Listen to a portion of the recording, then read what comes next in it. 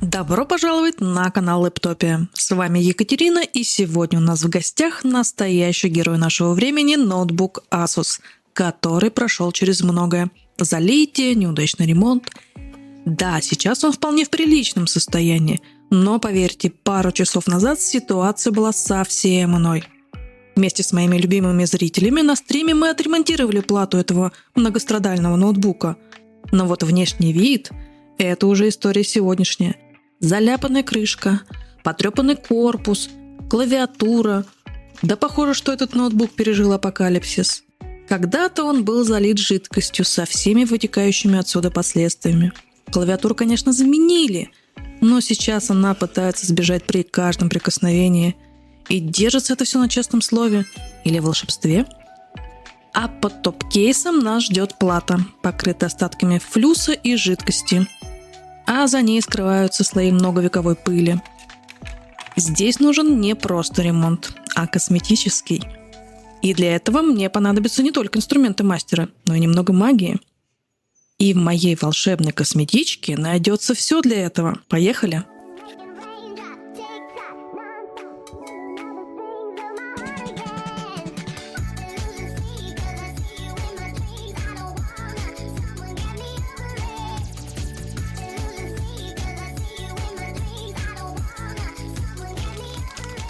Нашла таки.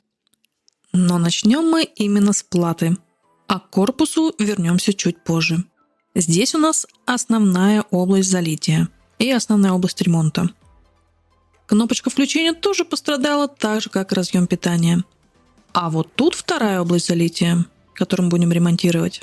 Больше всего работы предстоит вот здесь, в районе разъема подключения шлифа матрицы и входных ключей. Посмотрим плату с обратной стороны. Здесь ситуация намного лучше, есть только небольшие следы ремонта и флюса в районе чарджера. Ну что ж, для начала снимаю систему охлаждения. Ведь неизвестно, в каком состоянии находятся кристаллы и насколько свежая там термопаста. Учитывая все эти слои пыли, напоминающие археологические раскопки, думаю, нужно посмотреть.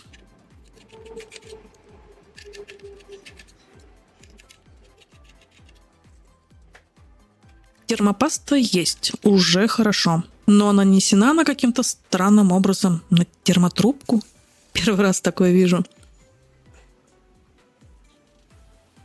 Снимаю все навесное. Оперативочку уходит в сторонку. Вытираю термопасту.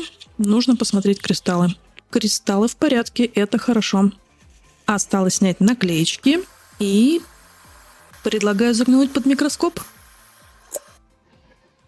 А вот здесь уже перед нами печальная картина. Залитие оставило свой отпечаток на плате. Дорожки начали гнить. Как и некоторые SMD-компоненты. Пока переносила плату под микроскоп, один из элементов решил отправиться в свободное плавание, так что придется его отыскать. И аккуратно вернуть на законное место. И на разъеме такое ощущение, что две ножки висят в воздухе. Итак, приступим. Я добавляю флюса и предлагаю всю эту область для начала пропаять, очистить, а потом еще раз посмотреть. Аккуратно пропаиваю все с флюсом. Также вот эта область мне не очень нравится. Из 3 контактов припаян только один, а 2 висят в воздухе. А они отвечают за подсветку, между прочим. Надо будет их восстановить. Убираю SMD-компоненты. Номиналы резисторов по BoardView я уже посмотрела. Так что будем ставить новые. Работаю одновременно 2 паяльниками. Все, как вы любите.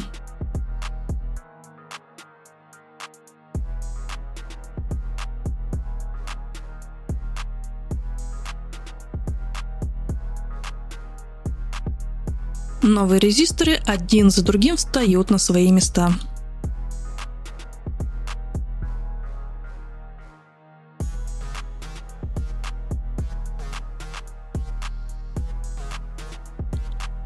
Следующие на очереди дорожки. Будем восстанавливать.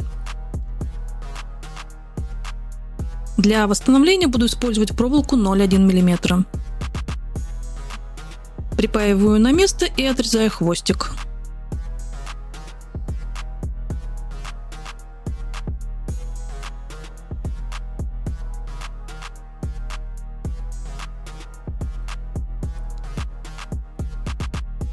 Отмываю все это дело флюксофом и зубной щеткой.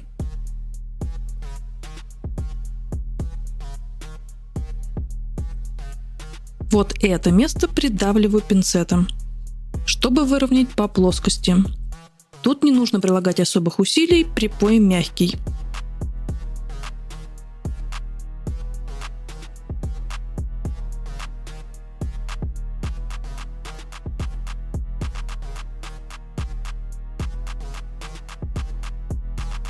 А теперь шлифую свою работу. Получается отлично. На что еще стоит обратить внимание? Сейчас покажу. Вот эти места самые коварные. SMD-компонент, конденсата в нашем случае, стоит на месте, а вот дорожка, которая к нему идет, явно подгнила. Аккуратно лезвием зачищаю. И нужно будет этот участок пропаять. Просто отмыть в данном случае недостаточно.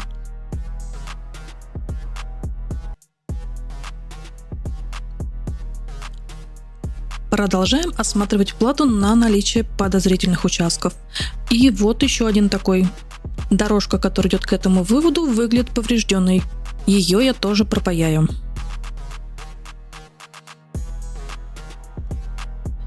Далее повторяю эту процедуру везде, где есть подозрительные места. Снимаю маску, зачищаю, пропаиваю.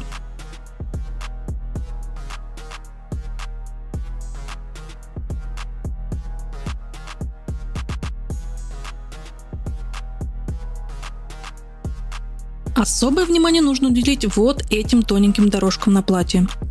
Мы видим, что здесь уже даже цвет изменился. Зачищаем и пропаиваем. А эту дорожку немного приплюснул пинцетом.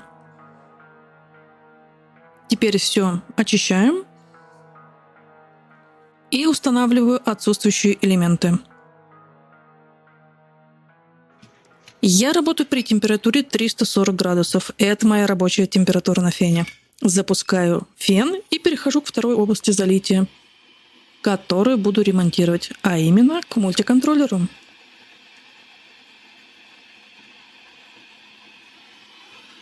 Снимаю мультиконтроллер. Следов залития под ним не видно, а вот следы флюса видны очень отчетливо. Мультиконтроллер явно паялся.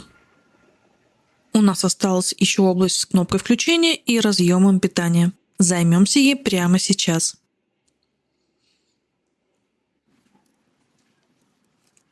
Прикрываем пластик и добавляю флюс на разъем.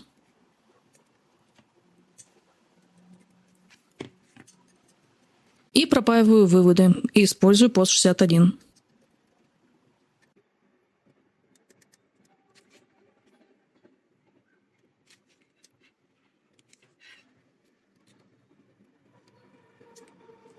Выпаиваю разъем.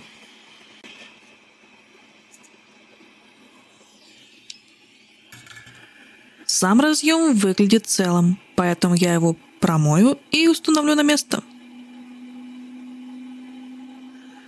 Снимаю защитный экран, который использую при работе феном.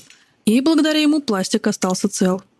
Теперь беру оплетку и убираю лишний припой из отверстий.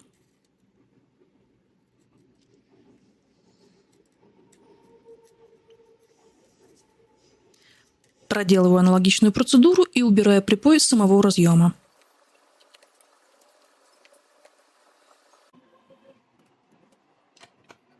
Да, разъемчик еще походит. Отрезаю оплетку и на этот кусочек добавляю капельку флюса, чтобы очистить посадочное место под мультиконтроллером. И двумя паяльниками выпаиваю сломанную кнопку включения.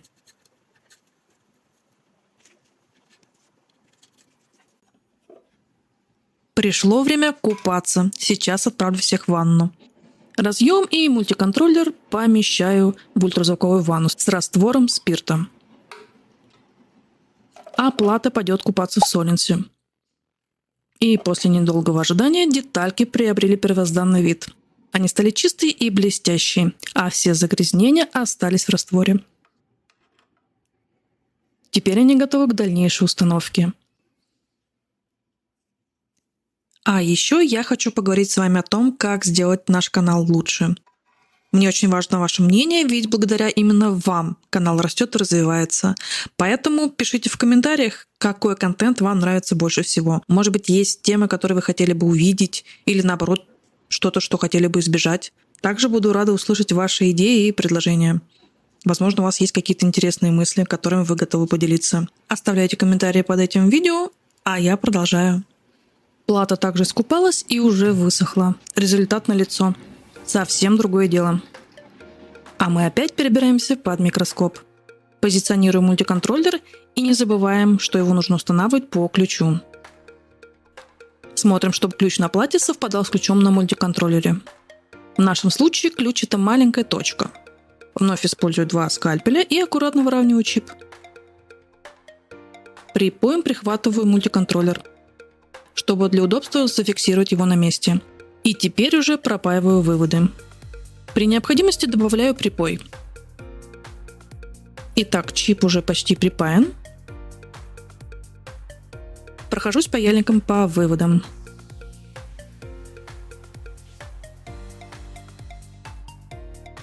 Осталось убрать лишний припой. Если он сразу не убирается, можно добавить капельку флюса. И одним резким движением вдоль ножек убрать паяльником. Вот так. Очищаем и готово. Теперь наношу паяльную маску, которая сохнет в ультрафиолете. Наношу на отдельные участки платы. Так, отлично, почти готово.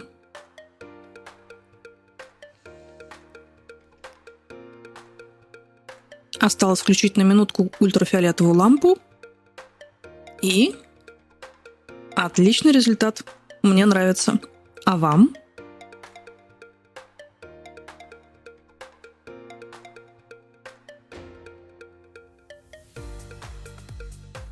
Остался последний штрих. Покрываю маской восстановленную дорожку.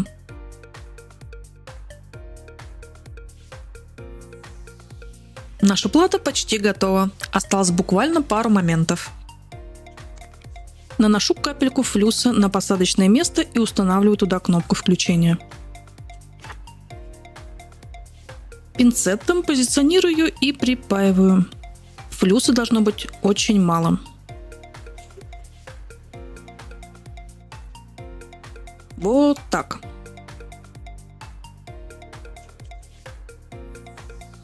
Кнопочка на месте. А я перехожу к установке разъема питания. Для удобства я использую пинцет и таким образом поддерживаю разъем в нужном положении. И припаиваю.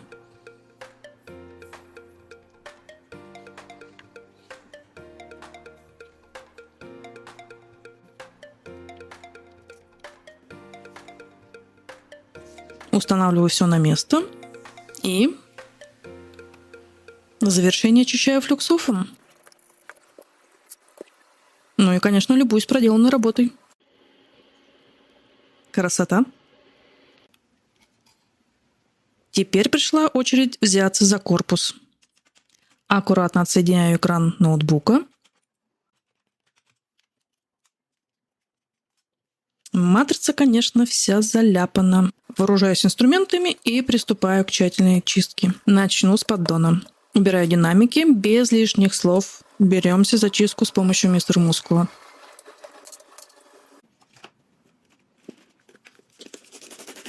В ход идут салфетки. В особо грязных местах можно осторожно использовать флюксов. Но важно действовать аккуратно, чтобы не повредить пластик. Отлично. Очищаю поддон с обратной стороны и переключаюсь на клавиатуру. Она совершенно не закреплена. Видно, что кто-то использовал скотч. Весьма оригинальное, хотя и спорное решение. Сломанное крепление — это все восстановимо.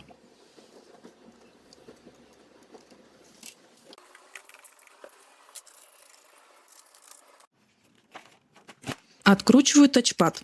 В этом ноутбуке он съемный. И достаточно выкрутить всего 3 винтика. Под ним обнаруживаю очередные залежи старой грязи, которую тщательно удаляю. Ну или пытаюсь. Протираю топ-кейс и сам тачпад.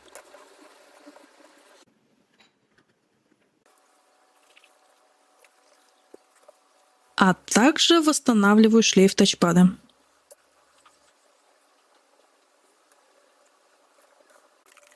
Ну что ж, перехожу к матрице и протираю ее поверхность. Рамку матрицы и все, что попадается под руку.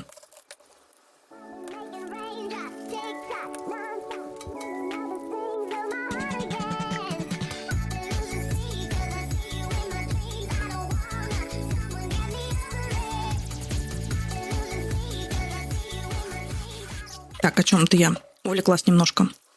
Продолжаю чистку. Крышка матрицы. Снимаю пинцетом то ли скотч, то ли налет, то ли кусочки чего-то. Вот так. И подготавливаю клавиатуру к установке. Убираем все как у бяку. Клавиатуру я установила на место с помощью кафутера, так как пластика почти не осталось. Позиционирую бонку и подготавливаю смесь кафутера и черной туши.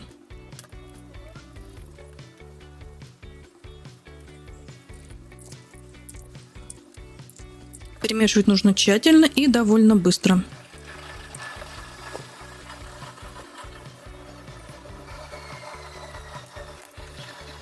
И вот такой результат спустя пару минут. Радиатор системы охлаждения оказался царапанный, поэтому я решила его немножко шлифануть. Использовать буду 2 вида насадок.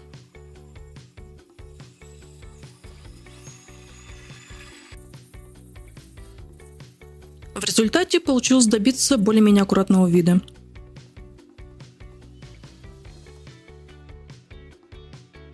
Кулер тоже нужно немножко почистить.